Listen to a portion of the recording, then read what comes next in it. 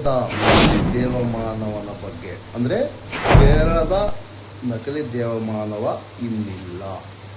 ಇನ್ನೊಬ್ಬ ಹೊರ ರಾಜ್ಯದ ನಕಲಿ ದೇವಮಾನವ 100 ಹೆಣ್ಣು ಮಕ್ಕಳಿಗಿಂತ ಜಾಸ್ತಿ ಹೆಣ್ಣು ಮಕ್ಕಳನ್ನು ಯಾವ ರೀತಿ ಬಳಸ್ಕೊಳ್ತಾ ಇದ್ದ. 7 ತಿಂಗಳ ಗರ್ಭಿಣಿಯನ್ನು ಸಹ ಬಿಡದಂಗೆ, ಗರ್ಭಿಣಿ ಮಹಿಳೆಯನ್ನು ಬಿಡದಂಗೆ ಆವಯ್ಯ ಅತ್ಯಾಚಾರ ಎಸಗಿರ್ತಕ್ಕಂಥ ವಿಡಿಯೋ ಅವನ ಮೊಬೈಲಲ್ಲೂ ಮತ್ತು CC ಕ್ಯಾಮ್ರಲ್ಲೂ ರೆಕಾರ್ಡ್ ಆಗಿರತಕ್ಕಂಥದ್ದು ಈಗ ಬೆಳಕಿಗೆ ಬಂದಿದೆ. ಅಲ್ಲಿ SIT ತಂಡ ರಚನೆ ಆಗಿದೆ. ಆ ನಕಲಿ ದೇವಮಾನವನಿಗೆ ಗಲ್ಲು ಶಿಕ್ಷೆ ಗ್ಯಾರಂಟಿ. ಧರ್ಮಸ್ಥಳದ ನಕಲಿ ದೇವಮಾನವನ ಗ್ಯಾಂಗಿನವರು ಚಿಕ್ಕ ಹೆಣ್ಣು ಮಕ್ಕಳ ಮೇಲೆ ಬಲಾತ್ಕಾರ ಮಾಡಿರ್ತಕ್ಕಂಥದ್ದು, ಕೊಲೆಗೈದಿರ್ತಕ್ಕಂಥದ್ದು. ಹೊರ ರಾಜ್ಯದ ನಕಲಿ ದೇವಮಾನವ ಬರೇ ರೇಪ್ ಅಷ್ಟೇ ಮಾಡಿರ್ತಕ್ಕಂಥದ್ದು. ನಮ್ಮ ಧರ್ಮಸ್ಥಳದ ನಕಲಿ ದೇವಮಾನವ ಸ್ವಯಂ ಘೋಷಿತ ನಕಲಿ ದೇವಮಾನವ ಅತ್ಯಾಚಾರ ಎಸಗಿದ್ದಾನೋ ಬಿಟ್ಟನೋ ನಮಗಂತೂ ಗೊತ್ತಿಲ್ಲ. ಆವಯನ ಕೈಗೆ ಸಿಕ್ಕಿರ್ತಕ್ಕಂಥ ಹೆಣ್ಣು ಮಕ್ಕಳು, ಆ ದೇವಮಾನವನ ಕಡೆಯವರ ಕೈಗೆ ಸಿಕ್ಕಿರ್ತಕ್ಕಂಥ ಹೆಣ್ಣು ಮಕ್ಕಳು ಮುಖದ ಮೇಲೆ ಆ್ಯಸಿಡ್, ಬಲಾತ್ಕಾರ, ಅತ್ಯಾಚಾರ, ಆಮೇಲೆ ಸ್ವರ್ಗ ಅಥವಾ ನರಕ. ನೀವೇ ಅರ್ಥ ಮಾಡಿಕೊಳ್ಳಿ ಸ್ನೇಹಿತರೆ. ಈ ವಯನಿಗೆ ಜೈಲ ಅಥವಾ ಈ ವಯನಿಗೆ ಜೈಲು ಶಿಕ್ಷೆ ಕೊಡಬೇಕಾ ಅಥವಾ ಗಲ್ಲಿಗೆ ಏರಿಸಬೇಕಾ?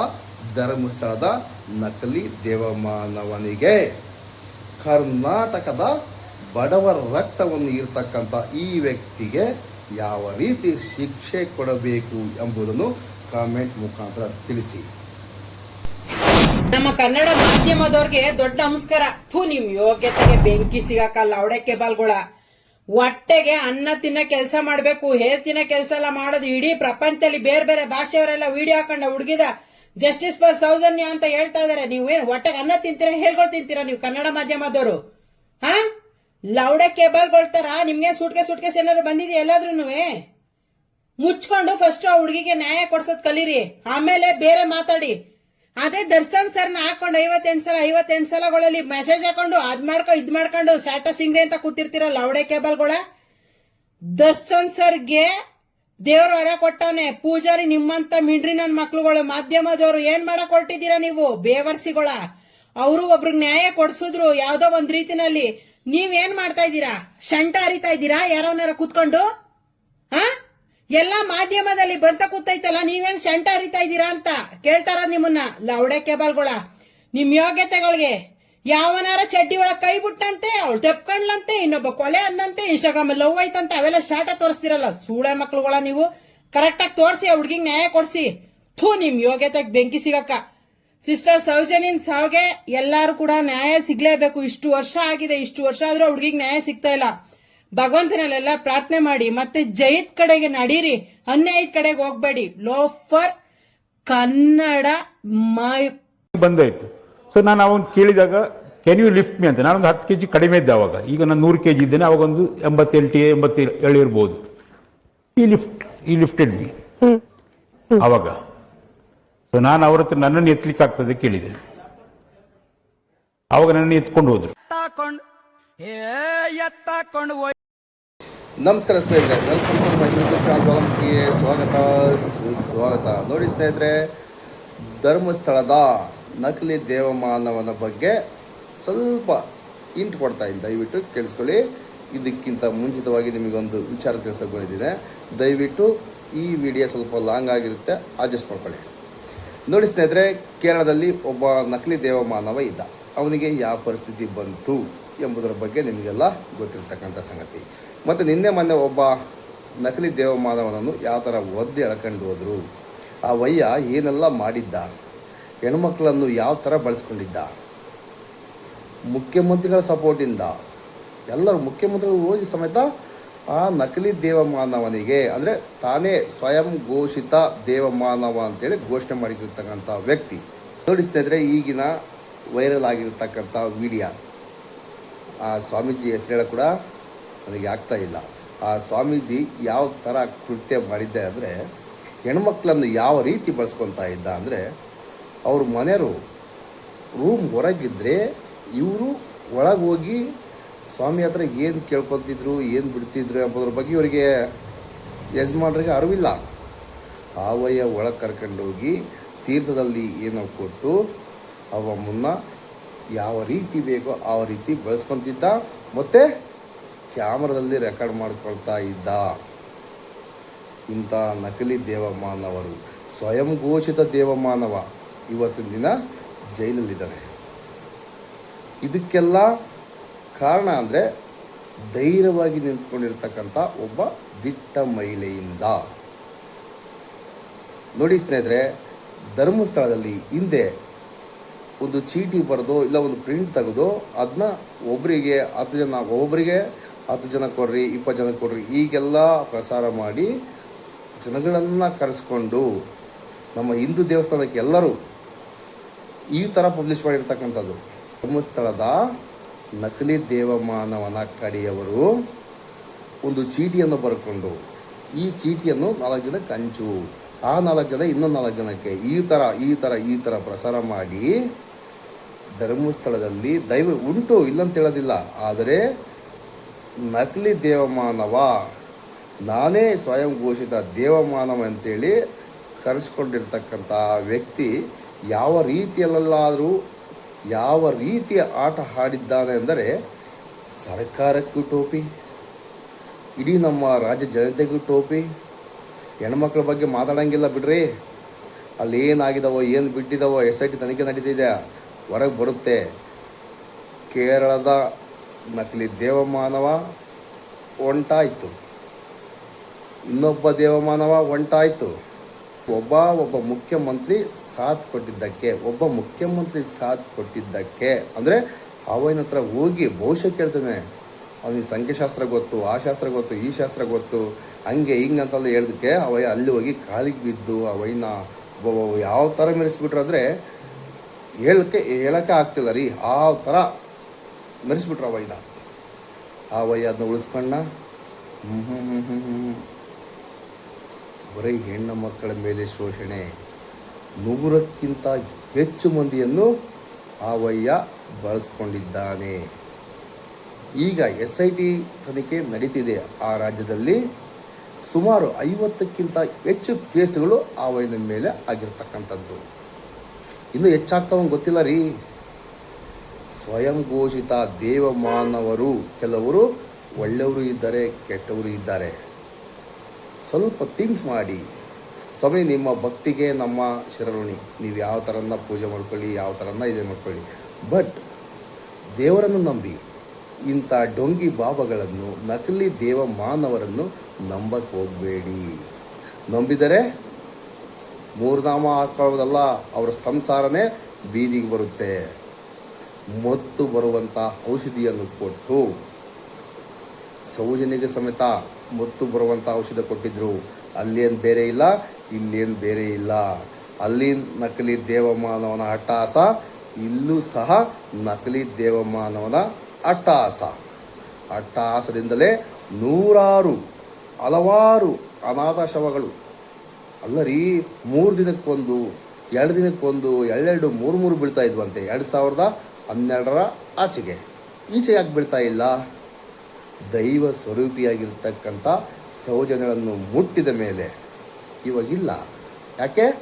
ಅಲ್ಲಿ ಒಬ್ಬ ದೈವ ಸಂಭೂತ ವ್ಯಕ್ತಿ ಅಂತಲೇ ಕರಿಬೇಕು ಅವಯ್ಯನ. ಯಾಕಂದರೆ ಈಗ 14 ವರ್ಷದ ಸಮೇತ ಏನೇ ಅಪಪ್ರಚಾರ ಬಂದರು, ಏನೇ ತೇಜವಾದಿ ಮಾಡಿದರು, ಏನೇ ಕೇಸ್ ಹಾಕಿದ್ರು ಸಮೇತ ದಿಟ್ಟತನದಿಂದ ನಿಂತ್ಕೊಂಡಿರ್ತಕ್ಕಂಥ ಮಹೇಶ್ ಅಣ್ಣನಿಗೆ ತಾಲೂಕಲ್ಲ, ಉಪ್ಪಿನಂಗಡಿ ತಾಲೂಕು ಇರುವಾಗ ಅದೀಗ ಇವರ ಹೆಸರಿಗೆ, ವೀರೇಂದ್ರ ಹೆಗ್ಡೆ ಅವರ ಹೆಸರಿಗೆ ಹೇಗೆ ಆಯ್ತು ಸ್ವಾಮಿ? ಹೇಗಾಯ್ತು? ಸರ್ಕಾರ ಮಾರಾಟ ಮಾಡಿದ? ಸರ್ಕಾರ ಮಾರಿದ್ದು? ಯಾರಪ್ಪನ ಆಸ್ತಿ? ಯಾರು ಮಾರಿದ್ದು? ಬರಬೇಕಲ್ಲ, ಇದನ್ನು ಕೇಳೋದು ನಾವು. ಸಾಮಾನ್ಯ ಜನರಿಗೆ ಸತ್ಯವನ್ನು ಹೇಳ್ತಿದ್ದೇವೆ ಸ್ವಾಮಿ. ನಾವೇನು ಸುಳ್ಳು ಹೇಳೋದಲ್ಲ, ಸತ್ಯವನ್ನು ಹೇಳೋದು ನಾವು. ಸರ್, ಹಾಗಿದ್ರೆ ಇನ್ನು ಫೈನಲ್ ಆಗಿ ನನ್ನ ಪ್ರಶ್ನೆ, ಮಹೇಶ್ ಶೆಟ್ಟಿ ಕುಮಾರೊಡಿ ಅವರ ಮುಂದಿನ ಹೋರಾಟ ಏನು, ಮುಂದಿನ ನಡೆ ಏನು? ಈ ವಿಚಾರವಾಗಿ ಹೋರಾಟ ಹೀಗೆ ನಿರಂತರವಾಗಿರುತ್ತಾ? ಏನು ಹೇಳ್ತೀವಿ? ಮುಂದಿನ ನಡೆ ಬರುವಂತ ದಿನಗಳಲ್ಲಿ ಒಂದು ಆದಷ್ಟು ಬೇಗ ಇಡೀ ರಾಜ್ಯದ ಜನರು ಕೊಡ್ತಾರೆ. ರಾಜ್ಯದ ಜನರು, ಜನಾದೇಶನೇ ಬರ್ತದೆ. ಇದಕ್ಕೊಂದು ಹೊಸತ್ತಾದ ಮಹತ್ತರವಾದ ಒಂದು ಬೆಳವಣಿಗೆ ಆಗ್ತದೆ. ಜನಾದೇಶ ಬರ್ತದೆ ನೋಡ್ಕೊಳ್ಳಿ. ಹಾಗಿದ್ರೆ ತಮಗೆ ನಂಬಿಕೆ ಇದೆ ತಮ್ಮ ಹೋರಾಟಕ್ಕೆ ಓ ನ್ಯಾಯ ದೊರಕುತ್ತೆ ಅನ್ನೋದು? ನಂಬಿ ಅಯ್ಯೋ ಅಣ್ಣಪ್ಪ ಎಷ್ಟು ಸತ್ಯನ, ಮಂಜುನಾಥ ಎಷ್ಟು ಸತ್ಯನ, ಅಷ್ಟೇ ಸತ್ಯ ನಮ್ಮ ಹೋರಾಟ. ಓಕೆ. ಇಲ್ಲಾದ್ರೆ 12 ವರ್ಷದಲ್ಲಿ ನಮ್ಮ ಹೆಣ ಆಗ್ತಿತ್ತು, ಹೆಣ ಅಂತ 1000 ಮಂದಿಯನ್ನು ಕೊಲೆ ಮಾಡಿ ಬಿಸಾಡಿದಂತ ಪಾಪಿಗಳು ಧರ್ಮಸ್ಥಳದವರು. ಬಿಡಿ. Okay sir, thank you. Okay. ಸಲಾಂ ಹೇಳಲೇಬೇಕು. ಆ ವಯನಿಂದ, ಆ ವಯನ ಹೋರಾಟದಿಂದ ಅವನಿಗೆ ಸಾಥ್ ಕೊಟ್ಟಿರ್ತಕ್ಕಂಥ ಇಡೀ ಕರ್ನಾಟಕ ಜನತೆಗೆ ತುಂಬ ಹೃದಯ ಧನ್ಯವಾದಗಳು. ಎಲ್ಲ ಯೂಟ್ಯೂಬರ್ಸ್ಗಳು ಅವ್ರ ಕಡೆಯಿಂದ ಪ್ರೆಷರ್ ಹಾಕಿದ್ದಕ್ಕೆ ಅಲ್ಲಿಂದ ಇಲ್ಲಿಯವರೆಗೂ ಯಾವ ಪ್ರಕರಣಗಳು ಆ ಥರ ನಡೆದಿಲ್ಲ. ಗುಪ್ತವಾಗಿ ನಡೆದಿರಬಹುದು, ನಮಗಂತೂ ಗೊತ್ತಿಲ್ಲ. SIT ತನಿಖೆ ನಡೀತಾ ಇದೆ, ಅದರಿಂದ ಗೊತ್ತಾಗಲಿ. ಹೊರ ರಾಜ್ಯದ SIT ತನಿಖೆಯಿಂದ ಎಷ್ಟು ಆ ನಕಲಿ ದೇವಮಾನವನ ಬಂಡವಾಳ ಬಯಲಾಯಿತೋ, ಆಗ್ತಾ ಇದೆಯೋ, ಅದೇ ರೀತಿ ಧರ್ಮಸ್ಥಳದ ನಕಲಿ ದೇವಮಾನವನ ಗ್ಯಾಂಗಿನವರ ಬಂಡವಾಳ ಬಯಲಾಗಬೇಕೆಂಬುದೇ ನಮ್ಮ ಆಟ. ಇಲ್ಲಿ ನಡೆದಿದೆ ಸ್ವಾಮಿ, ನಡೆದಿಲ್ಲ ಅಂತ ಹೇಳ್ತಾ ಇಲ್ಲ. ಇಲ್ಲಿ ನೋಡಿ, ದೊಡ್ಡ ದೊಡ್ಡ ರಾಜಕಾರಣಿಗಳು, ಪ್ರಧಾನಮಂತ್ರಿ, ಮುಖ್ಯಮಂತ್ರಿಗಳೇ ಬಂದು ಇಲ್ಲಿ ಸಾಲ ಮಾಡಿದು ಹೋಗ್ತಾರೆ, ಅವರಿಗೆ ಖಾಲಿ ಬಿದ್ದು ಹೋಗ್ತಾರೆ. ಅಂದರೆ ಈ ವಯ್ಯ ಅಂದರೆ ಸ್ವಯಂ ಘೋಷಿತ ದೇವಮಾನವ, ಧರ್ಮಸ್ಥಳದ ನಕಲಿ ದೇವಮಾನವ ಯಾವ ರೀತಿ ಇವರನ್ನು ಬಳಸಿಕೊಳ್ತಾ ಇದ್ದಾನೆ. ಪ್ರಕೃತಿ ಚಿಕಿತ್ಸಾಲಯದಲ್ಲಿ ಏನೆಲ್ಲ ಆಗ್ತಾ ಇದೆ ಎಂಬುದರ ಬಗ್ಗೆ ನಮ್ಮ ಗಿರೀಶ್ ಅಣ್ಣ ಹೇಳಿದ್ದ. ಅಲ್ಲೆಲ್ಲ ಮಸಾಜ್ ಪಾರ್ಲರ್, ಅದೆಲ್ಲ ಗೊತ್ತಿರ್ತಕ್ಕಂಥ ಸಂಗತಿ. ದೊಡ್ಡ ದೊಡ್ಡ ರಾಜಕಾರಣಿಗಳಿಗೆ ಚಿಕ್ಕ ಚಿಕ್ಕ ಹುಡುಗಿಯರನ್ನು ಸಪ್ಲೈ ಮಾಡ್ತಾ ಇದ್ರು ಹಿಂದೆ ಎಂಬುವ ಸಂಗತಿ ಈಗ ಗೊತ್ತಾಗ್ತಾ ಇದೆ. ಪರ್ಫೆಕ್ಟಾಗಿ ಇದೆಲ್ಲ ಗೊತ್ತಾಗಬೇಕಂದ್ರೆ SIT ತನಿಖೆ ಆಗಲೇಬೇಕು. ಅವತ್ತಿನ ಒಬ್ಬ ಆಫೀಸರ್, ಉನ್ನತ ಮಟ್ಟದ ಆಫೀಸರ್ನ ಕೇಳಿದ್ರೆ ತಬ್ಬಿಬ್ಬಾಗೋದ. ಸಾರ್, ಒಬ್ಬ ಪತ್ರಕರ್ತ, ಸಾರ್ ಇಲ್ಲಿ ಯಾಕೆ ಸರ್ ನೇತ್ರಾವತಿ ದಡೆಯಲ್ಲಿ 2 ದಿನಕ್ಕೆ 3 ದಿನಕ್ಕೆ ಚಿಕ್ಕ ಚಿಕ್ಕ ಹುಡುಗಿಯರು ಡೆಡ್ ಬಾಡಿ ಸಿಗ್ತಾ ಇದ್ದಾವೆ ಅಂಕಿತ ಅಂದರೆ ಅವಯ್ಯ ಉತ್ತರ ಇಲ್ಲ, ಅದು ಕಟ್ಟಾಗಿದೆ. ಅವಯ್ಯ ಏನು ಹೇಳಿದಮ್ಮ ನನಗೆ ಗೊತ್ತಿಲ್ಲ ಸ್ವಾಮಿ, ಆ ವಿಡಿಯೋ ಪ್ರೂಫ್ ನಮ್ಮನ್ನು ಕೇಳಕ್ಕೆ ಹೋಗಬೇಡಿ, ಆ ವಿಡಿಯೋ ಪ್ರೂಫ್ ನಮ್ಮಲ್ಲಿ ಇಲ್ಲ. ಪ್ರಶ್ನೆ ಕೇಳಿದಂತೂ ಸತ್ಯ. ಈ ಥರ ಇದೆ. ಧರ್ಮಸ್ಥಳದ ನಕಲಿ ದೇವಮಾನವನ ಆಟವನ್ನು ನಿಲ್ಲಿಸುವಂಥ ಪ್ರಯತ್ನ ಸತತವಾಗಿ 14 ವರ್ಷಗಳಿಂದ ಮಾಡಿಕೊಂಡು ಬಂದಿರತಕ್ಕಂಥ ಹೋರಾಟಗಾರರು ಮುಂದಿನ ದಿನಗಳಲ್ಲಿ ಸೌಜನ್ಯ ಕೇಸ್ ಮರು ತನಿಖೆಗೆ ಆದೇಶ ಬಂದರೆ ಧರ್ಮಸ್ಥಳದ ಸ್ವಯಂ ಘೋಷಿತ ನಕಲಿ ದೇವಮಾನವನ ಅಂತ್ಯ ಆಗುವುದಂತೂ ಪಕ್ಕ. ನೋಡಿ, ನಮ್ಮ ಮಹೇಶ್ ಅಣ್ಣ, ಗಿರೀಶ್ ಅಣ್ಣ, ಜಯಂತಣ್ಣ ಎಲ್ಲ ಹೋರಾಟಗಾರರ ಮೇಲೆ ಯಾವ ರೀತಿ ಇವರು ಷಡ್ಯಂತ್ರ ಮಾಡಿದ್ರು ಅಂದರೆ ಹೇಳಕ್ಕರ ಷಡ್ಯಂತ್ರ ಮಾಡಿಬಿಟ್ರು. ದೇವಸ್ಥಾನಕ್ಕೆ ಅಪಪ್ರಚಾರ, ಹಾಗೆ ಹೀಗೆ. ಆ ರಾಜ್ಯದ ನಕಲಿ ದೇವಮಾನವ ಸಮೇತ ಹಿಂದೂ ಧರ್ಮಕ್ಕೆ ಧಕ್ಕೆ, ಹಾಗೆ ಹೀಗೆ ಹೇಳ್ತಕ್ಕಂಥದ್ದು. ಇಲ್ಲಿಯೂ ಸಹ ಧರ್ಮಸ್ಥಳದ ದಣಿಗಳು ಇಲ್ಲಿ ಸಹ ಅದನ್ನೇ ಹೇಳ್ತಾ ಇದ್ದಾರೆ. ಏನಂತ? ಧರ್ಮಸ್ಥಳದ ಮಂಜುನಾಥ ಸ್ವಾಮಿಗೆ ಧಕ್ಕೆ ತರ್ತಾ ಇದ್ದಾರೆ ಈ ಹೋರಾಟಗಾರರು, ಹಾಗೆ ಹೀಗೆ. ಒಬ್ಬರಲ್ಲರೇ ಬೇಜನ್ ಜನ ಇದ್ದಾರೆ. ಇಡೀ ರಾಜಕಾರಣಿಗಳೇ ಅವ್ರ ಪರವಾಗಿ ಸುಮ್ಮನೆ ಟ್ರ್ಯಾಕ್ಸು, ಜೀಪು, ಕಾರು ಎಲ್ಲ ಅದೇನಂತಾರಲ್ಲ, ಹಿಂದೂ ಧರ್ಮ ನಾಶವಾಗ್ತಿದೆ, ಅದನ್ನ ಸಂರಕ್ಷಣೆ ಮಾಡೋಕ್ಕೆ ಹೋಗ್ತಾ ಇದ್ದೀವಿ ಅಂತೇಳಿ. ಹಿಂದೂ ಧರ್ಮ ಅನಾದಿ ಪೂರ್ವ ಕಾಲದಿಂದ ಇಲ್ಲಿಯವರೆಗೂ ಇದೆ ಅಂದರೆ ಈ ಧರ್ಮಕ್ಕೆ ಯಾರೇ ಬಂದರೂ ಸಹ, ಯಾರೇ ಹೋದರೂ ಸಹ ಈ ಧರ್ಮವನ್ನು ಹೊಡೆದಾಕ್ಲಿಕ್ಕಾಗದೇ ಇಲ್ಲ. ಯಾಕಂದರೆ ಹಿಂದೂಗಳ ಶಕ್ತಿನೇ ಅಂಥದ್ದು. ಹಿಂದೂ ಧರ್ಮಕ್ಕೆ ಇಲ್ಲಿಯವರೆಗೂ ಯಾವುದೇ ರೀತಿಯಿಂದ ಹಾನಿ ಆಗಿಲ್ಲ. ಹಿಂದೂ ಧರ್ಮದ ಧರ್ಮಸ್ಥಳದ ಮಂಜುನಾಥ ಸ್ವಾಮಿಗೆ ಇಲ್ಲಿಯವರೆಗೂ ಯಾವುದೇ ಒಂದು ರೀತಿಯ ಅಪಪ್ರಚಾರ ಆಗಿರುವುದಿಲ್ಲ. ಮಾಡ್ತಕ್ಕಂಥದ್ದು ನೀವುಗಳು. ಧರ್ಮಸ್ಥಳದ ಮಂಜುನಾಥ ಸ್ವಾಮಿಗೆ ದರ್ಶನಕ್ಕಂತೇಳಿ ಬಂದಿರತಕ್ಕಂಥ 12-13 ವರ್ಷದ ಹೆಣ್ಣು ಮಕ್ಕಳು ನಾಪತ್ತೆ. ಇಂದು ಗಂಡು ಮಕ್ಕಳು ನಾಪತ್ತೆ, ಹೆಣ್ಣು ಮಕ್ಕಳು ನಾಪತ್ತೆ. ಇದನ್ನು ಪ್ರಶ್ನೆ ಮಾಡಿದರೆ ಮಂಜುನಾಥ ಸ್ವಾಮಿಗೆ ಧಕ್ಕೆ ತಂದಂತ ಹೇಳಿಸ್ತಾ ಇದ್ದಾರೆ. ಧಕ್ಕೆ ತಂದಂತ ಎಂತ ಮಾಡೋದು ಸ್ವಾಮಿ? ನಮ್ಮ ಸಮಾಜ ಎತ್ತ ಕಡೆ ಸಾಗ್ತಾ ಇದೆ. ಪ್ರಶ್ನೆ ಮಾಡುವುದನ್ನು ತಪ್ಪು ಅಂತ ಹೇಳುತ್ತಿರುವ ನಿಮ್ಮಂಥ ನಾಲಾಯಕ ಕೆಲವೊಂದು ಜನರು ಇದ್ದಾರೆ. ಅವರ ಬಗ್ಗೆ ನನಗೆ ಸ್ವಲ್ಪ ಕೋಪವಿದೆ. ಅವರ ಸ್ಥಳದಲ್ಲಿ ಆಗಿರ್ತಕ್ಕಂಥ ಅನಾಹುತಗಳಿಗೆ ನ್ಯಾಯ ಬೇಡವಾ? ಆ ನಕಲಿ ದೇವಮಾನವನಿಗೆ, ಹೊರ ರಾಜ್ಯದ ನಕಲಿ ದೇವಮಾನವ ಇಂದು ಜೈಲಲ್ಲಿದ್ದಾನೆ. ಧರ್ಮಸ್ಥಳದ ನಕಲಿ ದೇವಮಾನವ ಜೈಲಿಗೆ ಹೋಗುವುದು ಯಾವಾಗ?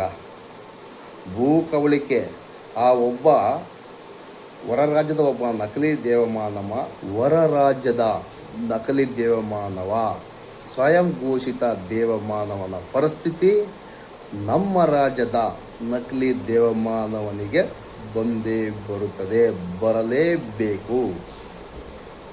ಆ ನಕಲಿ ದೇವಮಾನವ ಬರೇ ಒಬ್ಬ ಮುಖ್ಯಮಂತ್ರಿ, ಮಾಜಿ ಮುಖ್ಯಮಂತ್ರಿ, ಈಗ ಅವರ ಬೆಂಬಲದಿಂದಲೇ ಸಾವಿರಾರು ಕೋಟಿ ರೂಪಾಯಿ ಆಸ್ತಿಯ ಒಡೆಯ. ಧರ್ಮಸ್ಥಳದ ನಕಲಿ ದೇವಮಾನವ ಇಡೀ ನಮ್ಮ ರಾಜ್ಯವನ್ನು ಲೂಟಿ ಮಾಡಿ ದೇಶದ ಪ್ರಧಾನ ಮಂತ್ರಿ ಇವರಲ್ಲಿ ಬಂದು ಕಾಲಿಗೆ ಬಿದ್ದು ಹೋದಾಗ ಈ ವಯ ಮಾಡ್ತಕ್ಕಂಥದ್ದೇನು? ಇಡೀ ನಮ್ಮ ರಾಜ್ಯವನ್ನು ಲೂಟಿ ಮಾಡಿರ್ತಕ್ಕಂಥದ್ದು. ಧರ್ಮಸ್ಥಳದ ಸುತ್ತಮುತ್ತಲು ಇರುವಂತಹ ದಲಿತರ ಭೂಮಿಯನ್ನು ಸ್ವಾಹ ಮಾಡಿರ್ತಕ್ಕಂಥ, ಸರ್ಕಾರಕ್ಕೆ ಸುಳ್ಳು ದಾಖಲಾತಿ ಕೊಟ್ಟು ಟ್ಯಾಕ್ಸನ್ನು ವಂಚನೆ ಮಾಡಿರ್ತಕ್ಕಂಥ ವ್ಯಕ್ತಿ. ಈ ವಯ್ಯಗೆ ಧರ್ಮಸ್ಥಳದ ನಕಲಿ ದೇವಮಾನವನಿಗೆ ಬಿಸ್ನೆಸ್ಸಲ್ಲಿ ಲಾಸ್ ಆಗಬಾರ್ದು ಅಂತೇಳಿ ಯಾರು ವಸತಿ ಗೃಹಗಳನ್ನು ನಿರ್ಮಿಸಬಾರದೆಂದು ಆಜ್ಞೆ ಮಾಡಿರ್ತಕ್ಕಂಥ ಈ ದೇವಮಾನವ, ನಕಲಿ ದೇವಮಾನವ, ಧರ್ಮಸ್ಥಳದ ದಲಿತರ ಮೇಲೆ ದಬ್ಬಳಿಕೆ ಮಾಡಿ ಅವರಲ್ಲಿರ್ತಕ್ಕಂಥ ಆಸ್ತಿಯನ್ನು ಕಿತ್ತುಕೊಂಡಿರ್ತಕ್ಕಂಥ ಈ ನಕಲಿ ದೇವಮಾನವ. ನೋಡಿ ಸ್ನೇಹಿತರೆ, ಸರ್ಕಾರಕ್ಕೆ ಟೋಪಿ ಹಾಕಿ ಸರ್ಕಾರದ ಕಣ್ಣನ್ನು ತಪ್ಪಿಸಿ ಕೋಟಿಗಟ್ಟಲೆ ಲೂಟಿ ಮಾಡಿರ್ತಕ್ಕಂಥ ಒಂದು ಸಂಸ್ಥೆ ಕಟ್ಟಿಕೊಂಡಿರ್ತಕ್ಕಂಥ ವ್ಯಕ್ತಿ ಈತ. ಬಡವರ ರಕ್ತವನ್ನು ವಾರ ವಾರ ಈರುವಂತಹ ವ್ಯಕ್ತಿ ಈತ. ಈ ನಕಲಿ ದೇವಮಾನವನಿಗೆ ಶಿಕ್ಷೆ ಆಗಬೇಕಾ ಬೇಡವಾ? ಧರ್ಮಸ್ಥಳದಲ್ಲಿ ಅವರ ಒಂದು ವಸತಿ ಗೃಹಗಳಲ್ಲಿ ಮತ್ತು ಮಂಜುನಾಥ ಸ್ವಾಮಿಯ ಹೆಸರಲ್ಲಿ ಸರಣಿ ಹತ್ಯೆಗಳು, ಒಂದೇ ದಿನ 2 ಆನೆ ಮಾವುತನ ತಂಗಿ, ಮತ್ತು ಅವರ ವಸತಿ ಗೃಹಗಳಲ್ಲಿ ಬೇಜಾನ್ ಕೊಲೆಗಳು ಆಗಿದ್ದಾವೆ. ಇದಕ್ಕೆಲ್ಲ ನ್ಯಾಯ ಬೇಡವಾ? ಈ ನಕಲಿ ದೇವಮಾನವನ ಆಟ ನಿಲ್ಲಬೇಕಾ ಬೇಡವಾ? ನಿಲ್ಲಿಸುವಂತಹ ವ್ಯಕ್ತಿಗಳು ಇನ್ನೂ ಇದ್ದಾರ ಇಲ್ವಾ?